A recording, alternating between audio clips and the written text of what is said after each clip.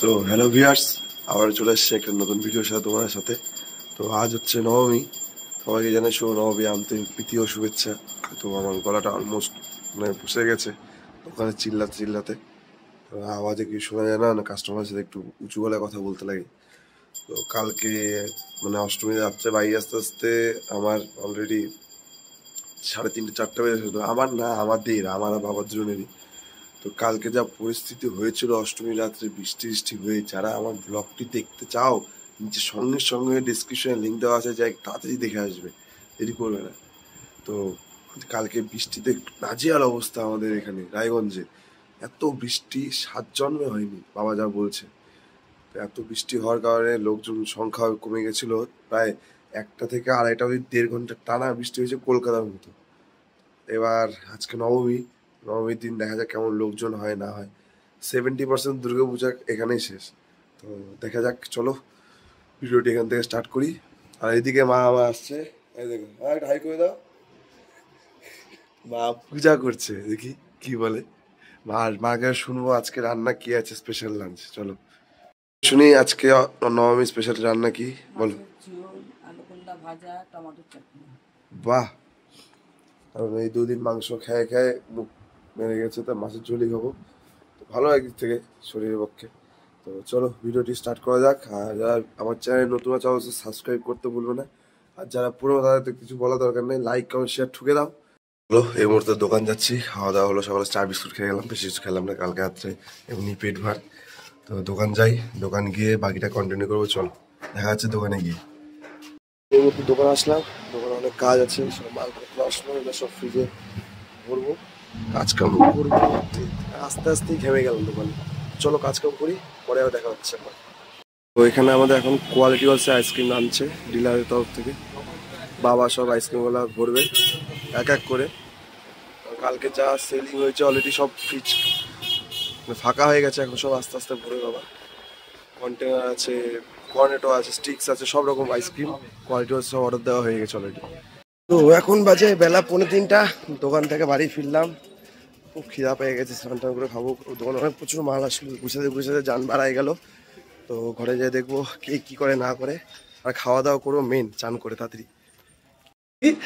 আমি যাওয়ার পরে তুই ঘুম থেকে উঠিস, ভাবতে আসি ঘুমাই দরজা খুলে। আমি বলছি কাজগুলো কি তোর শ্বশুর করলে আইছে? এটা কি আনছি বল তোর জন্য, এটা তোর জন্য রে।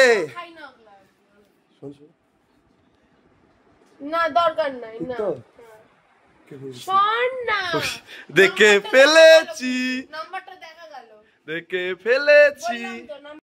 তো ঘরে ঢুকে এবার স্নান টান করবো, স্নান টান করে খাবো দাবো, একটু ঘুমাবো। দেখি ঘুম ঘুম পাচ্ছে, বোঝা যাচ্ছে না। কালকে ভিডিও এডিটিং করতে করতে বাড়িতে আসলাম 3:30টার দিকে, এডিটিং করতে 4:30, ঘুমাতে ঘুমাতে 5টা। তো একটু আপলোড করে ভিডিওটা অষ্টমীর, তারপর ছাড়বো। আর একটা দিন, আজকে নবমী, কালকে দশমী। কালকে এই সময় মা মর্ত ছেড়ে চলে গেছেন অলরেডি, হয়তো আসছে বছর আবার হবে, কালকে বলার টাইম চলে আসবে। আর এর পরের সপ্তাহে আজকের দিনে সব এই সময় ফাঁকা, কিচ্ছু থাকবে না, মা দুর্গার কোনো নামও নিশান থাকবে না বলতে গেলে। আবার একটা বছর প্রতীক্ষা সবার মনে একটু ভারাক্রান্ত হবে আশা করি। তো ঠিক আছে, চলো একটা বছরে মা আসবে আসবে বলেই ভালো লাগে। তো এখন বাজে দুপুর 4:30, আর আমি দোকানে যাচ্ছি, যাই চলো। মা আসছি, গেলাম, আটকে দিও। তো যাই। আর দোকান থেকে এসে স্নান টান করে একটু ঘুমিয়ে পড়েছিলাম, চোখ লেগে আসছিল। মা ঘুম থেকে ডেকে খাওয়াতে বসলো, আর তখন এনার্জি ছিল না, ভিডিও করতে পারিনি। তো দোকান যাই চলো, আর মাছ ভাত কি ভিডিও। তো চলো দোকান যাই, দোকান গিয়ে বাবাকে ছাড়ো, বাবা বাড়িতে আসবে, খাওয়া দাওয়া করবে, বাকিটা দোকান গিয়ে কথা হচ্ছে।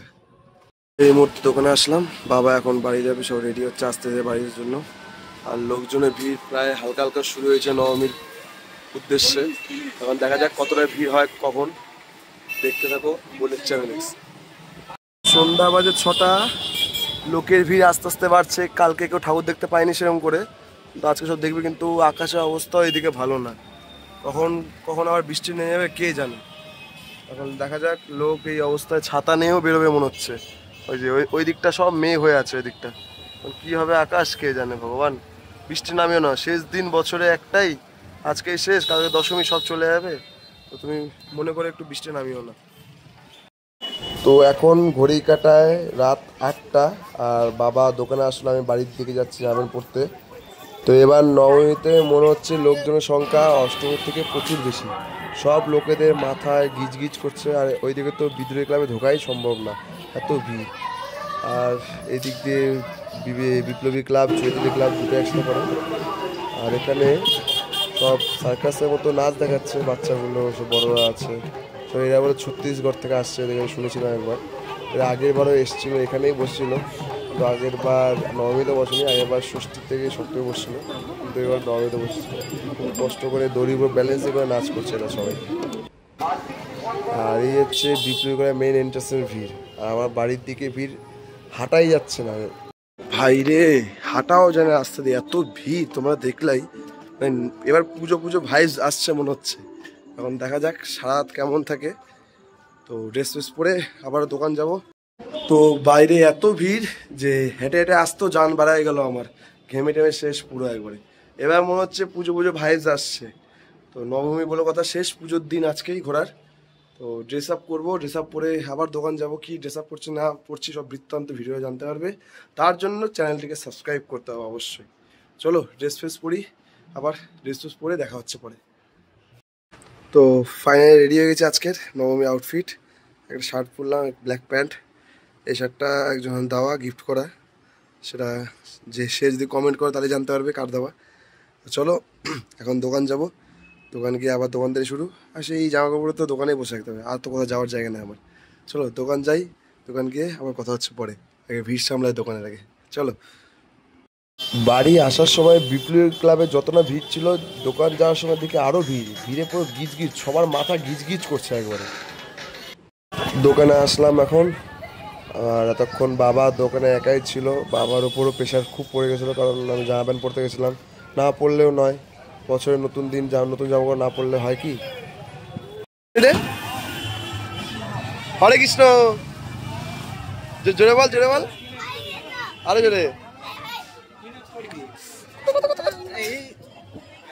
কি আছে ব্যাগে দেখি, কি আছে ব্যাগে দেখি, কত কত টাকা আছে দেখি। কে কে দিছে? বাবা দিচ্ছে? কি দিচ্ছে?